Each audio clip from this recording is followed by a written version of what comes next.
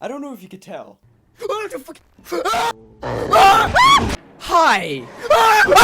But I love horror games.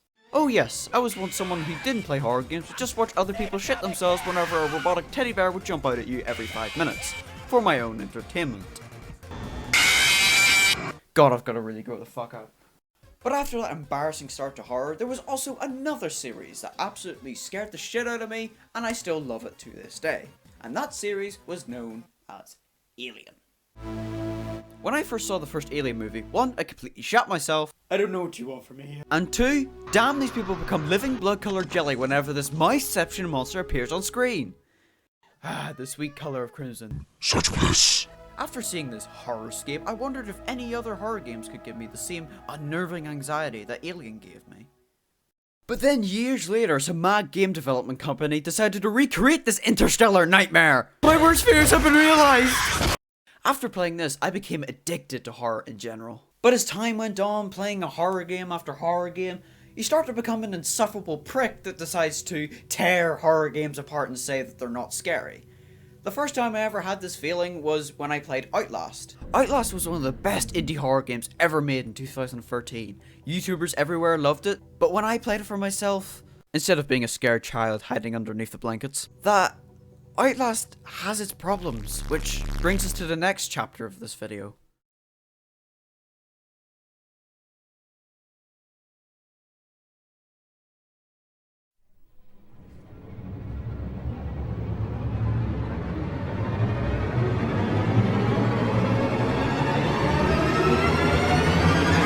The atmosphere in horror is my jam. Jamming. No, my point is, without atmosphere, it gets rid of the feeling of depth and immersion, which is key to roping in your audience. My bottom. If you're listening to this, you're probably thinking, what is this twat saying? Man, he's a real cunt. Continuing on, and yes, this may be a bit hard to understand without context. Let me show you what I mean.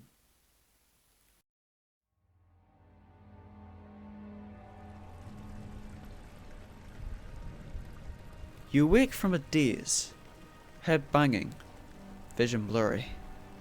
You are unsure on who or where you are. All that lies ahead is a trail of a pink substance down a dark stone castle hall.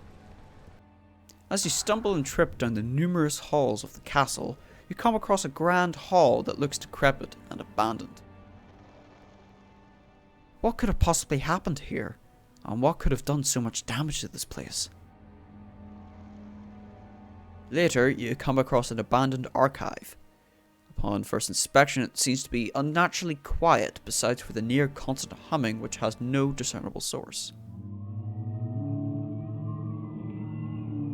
After searching room after room and solving a puzzle involving a bookcase, a loud groan bellows through the halls of the archives. You rush out of the room and into the hall to see the back of some creature before it disappears into the darkness of the archives.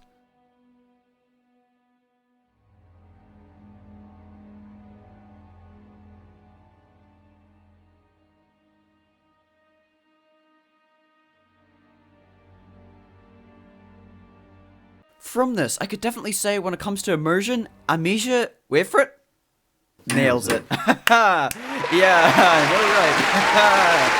Yes. Right, it's getting weird. Right, stop! From a gameplay perspective, this game is simple. You can crouch, jump, lean to the side, and solve puzzles. But when it comes to story, sound design, and general immersion, it takes the cake. But being able to put your audience on edge with the environment alone is an achievement in itself. And it also demonstrates that having a horror game with lots of mechanics and enemies doesn't always mean it's scary. Well, most of the time. But atmosphere isn't everything.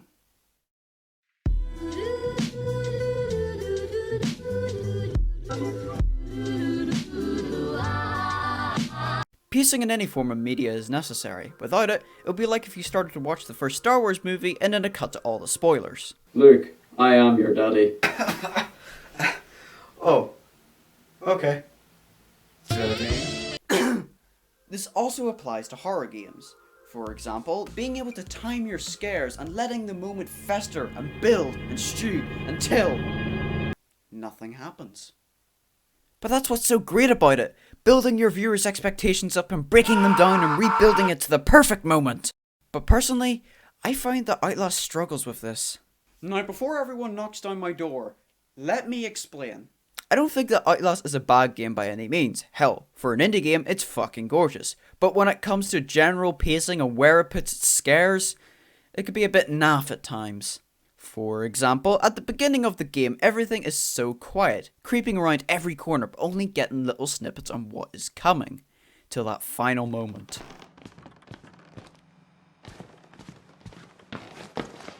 Little pig.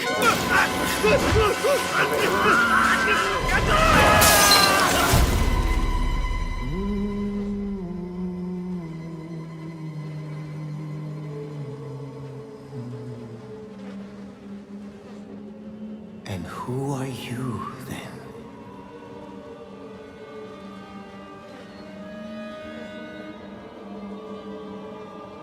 I see. Merciful God, you have sent me an apostle. Guard your life, son. You have a calling.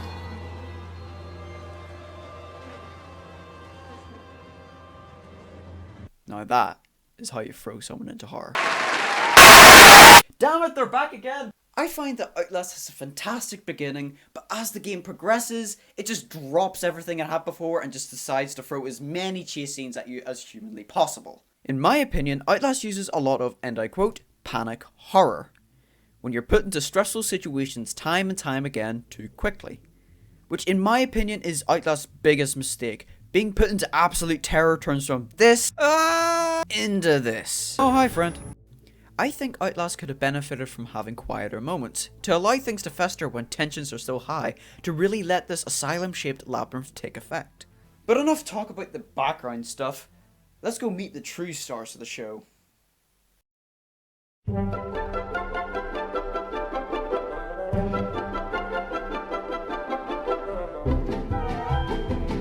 Oh, don't worry. There's none in your house. Not yet. Just don't look behind you. Monster in the house is a term used in screenwriting. There's normally two parts to this. The monster and the house. Monster house. One of the main misconceptions about Monster in the House is that people always think it's an easy thing to write. But in fact, it can either go incredibly right, or it can go incredibly wrong. You see, a common trend that I've noticed is that people tend to write about the monster first before any actual story or any other details. So you end up with some possible fantastic monster with all these cool abilities and all this loveliness, but everything else in comparison is more or less lackluster. Monster in the House is having a balance of having a creepy area that is still dangerous, while also having a very, very small chance of escaping, while also having to contend with something or someone hunting you down. A good example of this, which I hate to admit it, is Outlast. You are a reporter being hunted down by psychos in a mental asylum. It just works. Damn you, Bethesda.